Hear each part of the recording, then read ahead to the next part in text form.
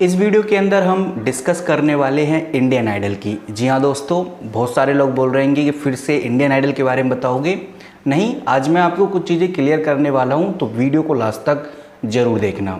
Basically मैंने बहुत सारे कमेंट्स पढ़े आप लोगों के। आप लोग बोलते हैं कि भाई इंडियन आइडल की डेट बता दो, एग्जैक्ट बता दो कब है। तो अभी मैं आपको दिखाऊंगा कि एग्जैक्ट डेट क्या है, और उससे पहले मैं आपको कुछ चीज़ें बताना चाहूँगा। जैसे कि लोग बोलते हैं कि ऑफलाइन जो रजिस्ट्रेशंस होंगे हम ऑफलाइन चले जाएंगे, हमें ऑनलाइन फॉर्म फिल करने की ज़रूरत नहीं है, और अब तो कोविड भी ख़त्म हो गया तो ऑफलाइन रजिस्ट्रेशन होने वाले हैं।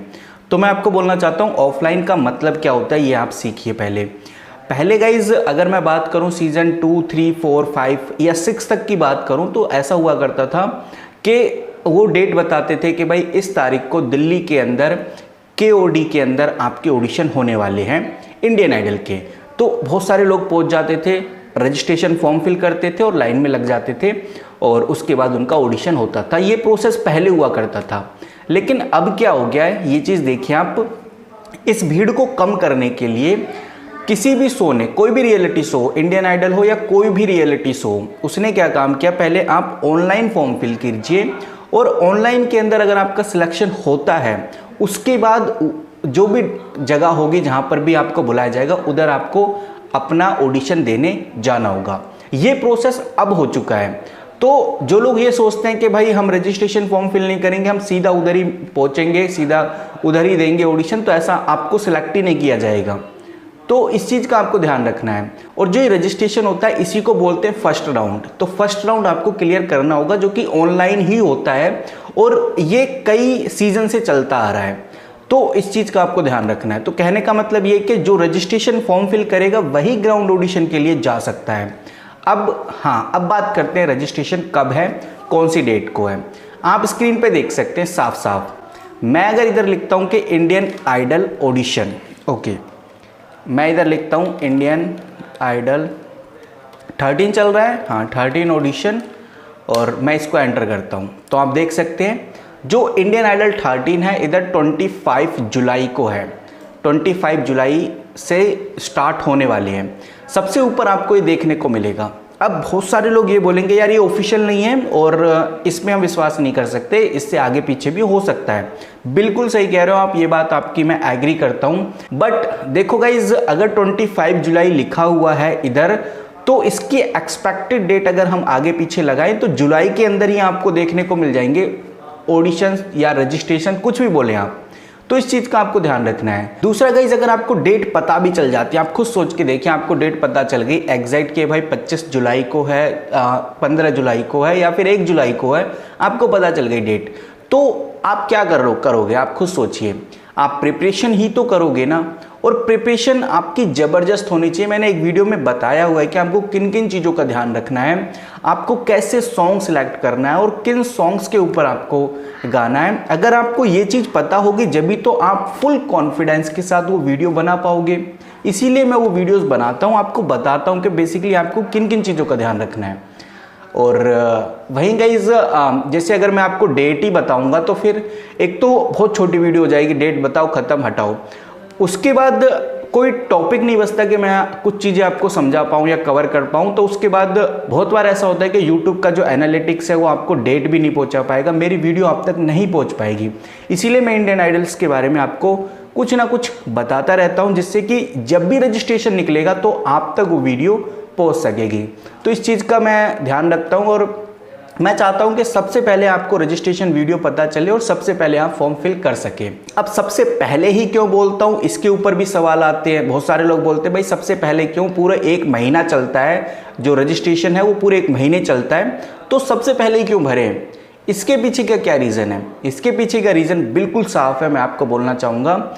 जो रजिस्ट्रेशन फॉर्म होता है इसके अंदर इनकी एक एंट्री होती है कि लगभग ये भाई 10,000, 50,000, 30,000 तक ही लेंगे, उसके बाद वो रजिस्ट्रेशन क्लोज कर देते हैं। वो अलग बात है कि आपका फॉर्म खुला रहेगा, यानी आप सोनी लिव पे जाएंगे, रजिस्ट्रेशन फॉर्म फिल कर सकते हैं, लेकिन वो एंट्रीज एक्सेप्ट नहीं होंगी। बिकॉज उनको 15,000 लोग चाहिए थे, 16,000 चाहिए थे, उन्होंने वो ले लिए हैं रजिस्ट्रेशन के थ्रू।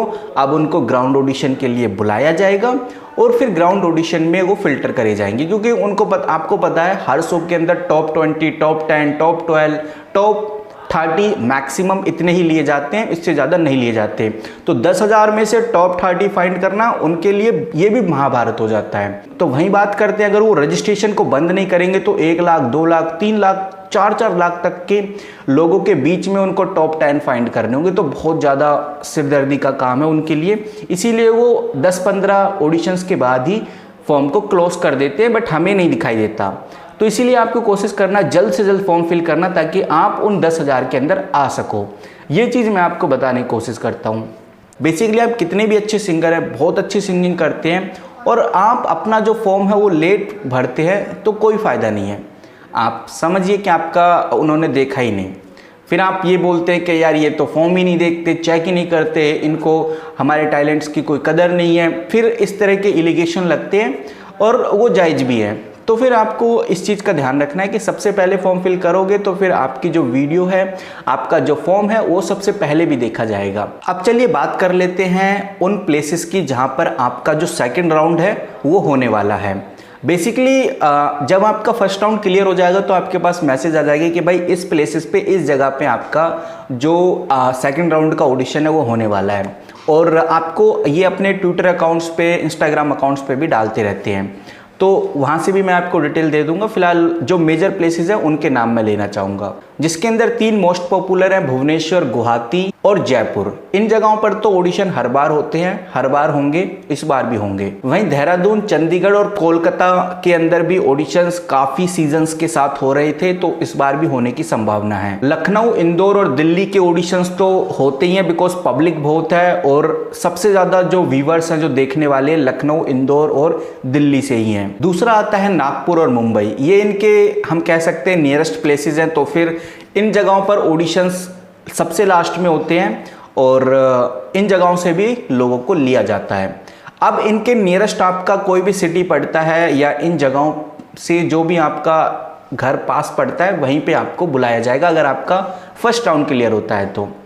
और बेसिकली गाइस सारा खेल प्रैक्टिस का है। जितनी आप प्रिपरेशन करेंगे, जितनी प्रैक्टिस करेंगे, उतना ही सही रहेगा। तो आई होप गाइज आपको अब इन चीज़ों के बारे में तो सब कुछ समझ में आ गया होगा। अब आप अदर कमेंट्स कर सकते हैं, और कुछ आपको पूछना है वो पूछ सकते हैं। फिलहाल डेट का आपको थोड़ा बहुत आइडिया लग गया होगा, आपको पता चल गया होगा कि भाई किन प्लेसेस पे हैं, और इंडियन आइडल के बारे में और बेसिक इन्फॉर्मेशन जानने को मिली होंगी। अगर आपका और कोई सवाल है, जैसे 90 सेकंड की वीडियो कैसे बनाते हैं वो हमें बता दीजिए, और माइक का कैसे यूज़ करना है वो बता दीजिए, या फिर आप गाने कैसे चूज़ करना है ये आप जानना चाहते हैं, वो भी मुझे कमेंट कर सकते हैं। तो इनके ऊपर मैं पर्टिकुलर वीडियो बना के आपको समझाने की कोशिश करूँगा। वहीं गाइज मिलते हैं किसी नई वीडियो के साथ, तब तक के लिए take care and good bye.